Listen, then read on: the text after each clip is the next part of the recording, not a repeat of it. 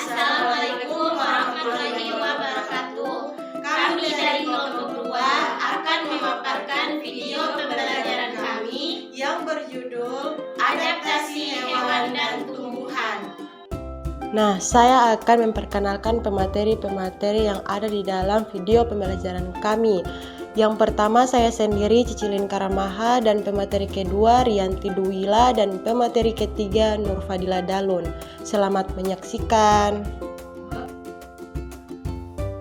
Sebelumnya kita belajar terlebih dahulu apa itu adaptasi.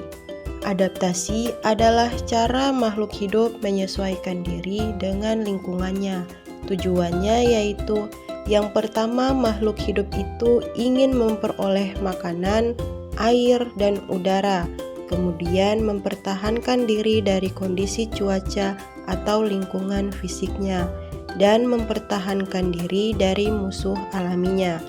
Selanjutnya, kita belajar jenis-jenis adaptasi.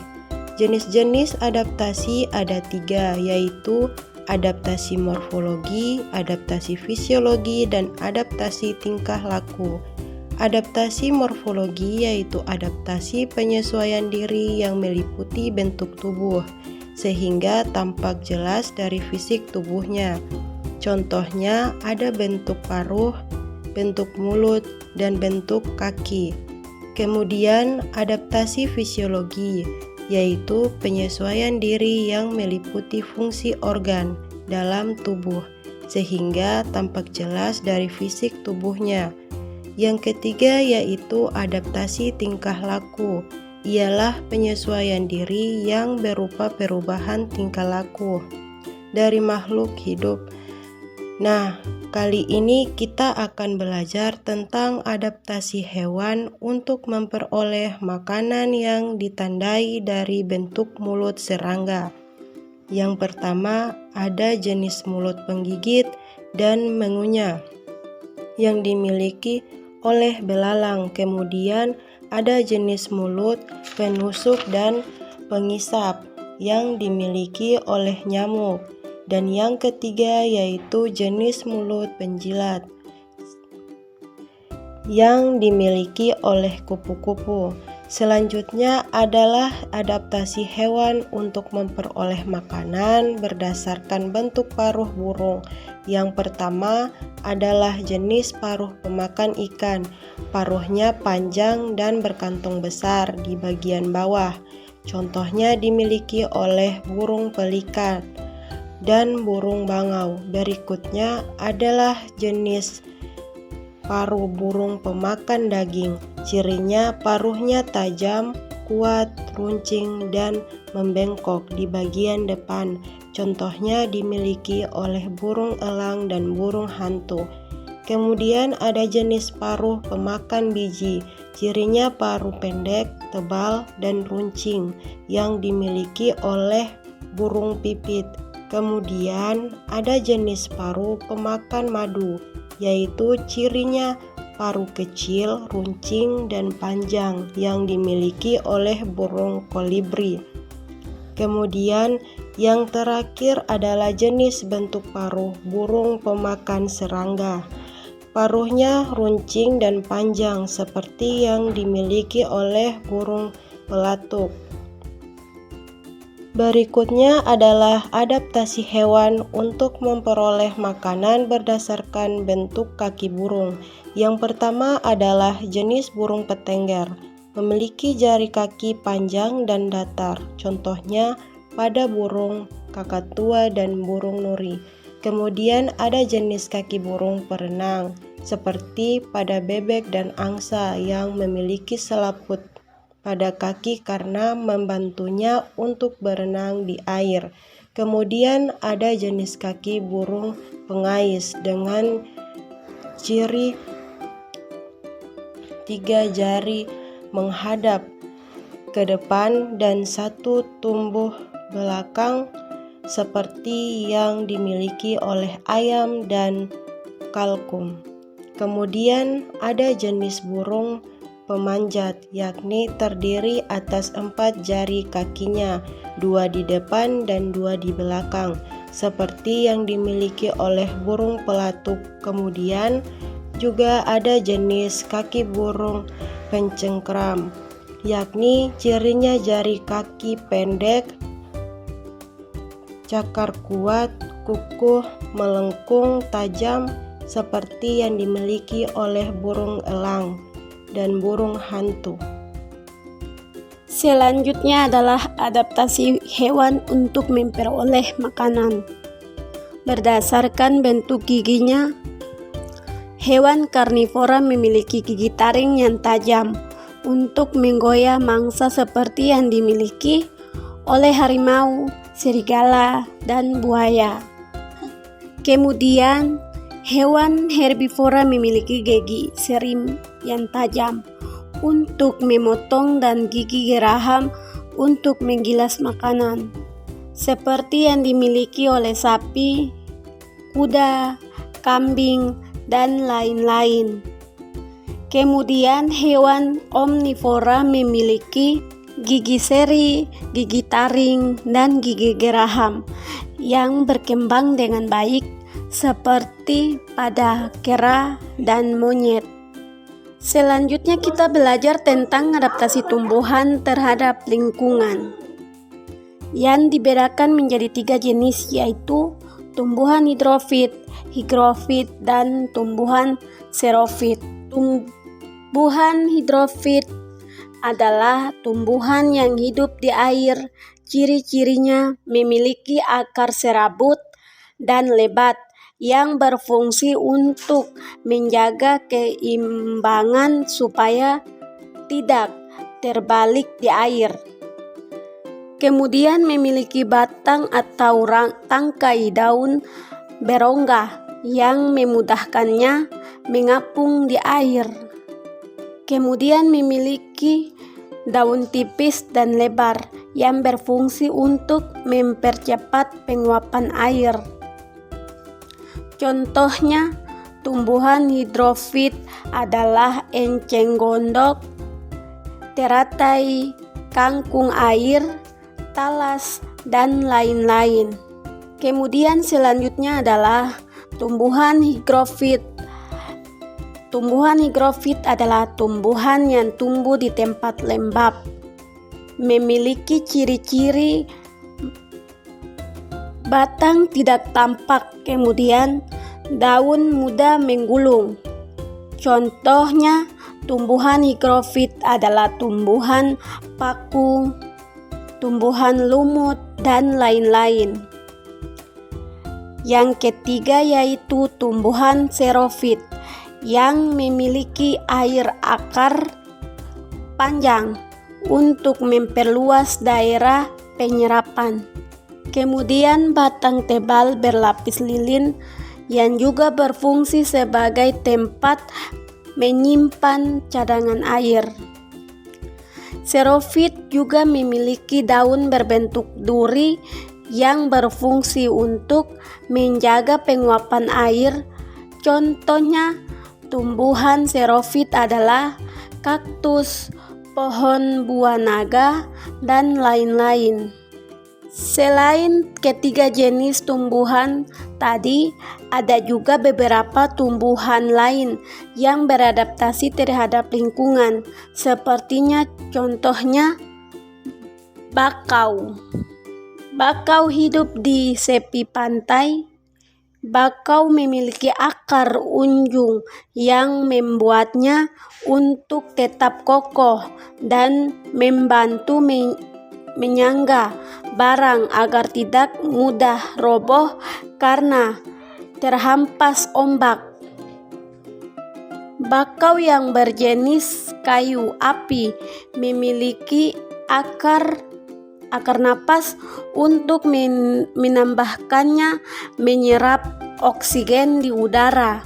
Selanjutnya juga ada pohon jati yang memiliki ciri pada musim kemarau suka menggugurkan daun atau meranggas untuk mengurangi penguapan air. Selain pohon jati, ada juga pohon kapuk. Pohon mahoni, dan pohon kedondong yang melakukan hal yang sama. Berikutnya ada tumbuhan kantong semar yang menghasilkan nektar untuk memiliki serangga. Selanjutnya, ketika serangga sudah terpereset masuk ke mulut kantong semar akan menghasilkan enzim pencernaannya yang berfungsi untuk melarutkan serangga dan menghisap nitrogen serangga tadi. Berikutnya ada tumbuhan pinus, memiliki daun yang sangat peka terhadap sentuhan daun, akan menghirup dengan cepat ketika kaki serangga mulai mendekat hingga di atasnya. Kemudian tumbuhan pinus akan menghasilkan enzim yang sama seperti tumbuhan kantong semar untuk melarutkan serangga dan menghisap nitrogen dari serangga. Selanjutnya adalah adaptasi hewan terhadap lingkungan. Yang pertama adalah unta. Unta memiliki punuk sebagai tempat menyimpan lemak.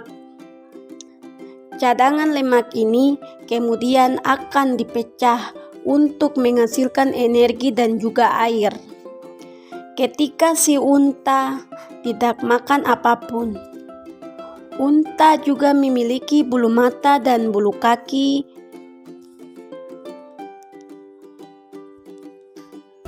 dan bulu hidung yang lebat untuk mencegah masuknya pasir ketika terjadi badai pasir di gurun.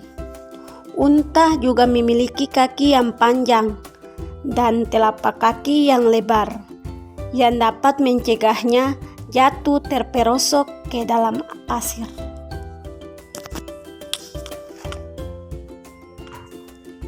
Adaptasi hewan terhadap lingkungan berikutnya yaitu beruang kutub dan penguin yang memiliki rambut atau bulu dan lapisan lemak yang sangat tebal sehingga membuatnya tetap hangat meskipun berada pada lingkungan bercuaca yang sangat dingin.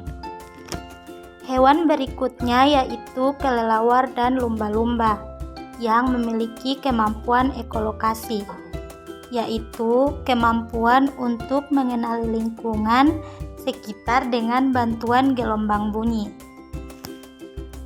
Kelelawar dan lumba-lumba mengirimkan sonar atau bunyi yang bisa mengenai benda-benda di sekitarnya atau untuk mengenali makanannya. Selain itu, ada adaptasi hewan terhadap lingkungan seperti melakukan hibernasi yang dilakukan oleh hewan-hewan pada iklim sedang. Contohnya landak dan beruang yang melakukan tidur panjang berbulan-bulan untuk menghemat energi selama musim dingin dan tidak ada makanannya. Kemudian melakukan migrasi seperti yang dilakukan oleh burung dan kupu-kupu untuk menghindari suhu dingin atau untuk mencari sumber makanan baru. Ada juga berkubang di air, seperti yang dilakukan oleh kerbau dan kuda Nil, untuk melindungi diri dari terik matahari. Berikutnya, pertahanan diri pada tumbuhan dilakukan dengan duri, racun atau getah, dan mengatupkan daun. Contoh tumbuhan yang beradaptasi menggunakan duri adalah tumbuhan pandan, kaktus, mawar, nanas, dan durian. Contoh tumbuhan yang beracun yaitu kecubung hutan yang sangat beracun pada daun dan bijinya, serta tumbuhan jarak yang sangat beracun pada bijinya. Contoh tumbuhan yang menghasilkan getah adalah pohon nangka, pohon karet, dan kamboja.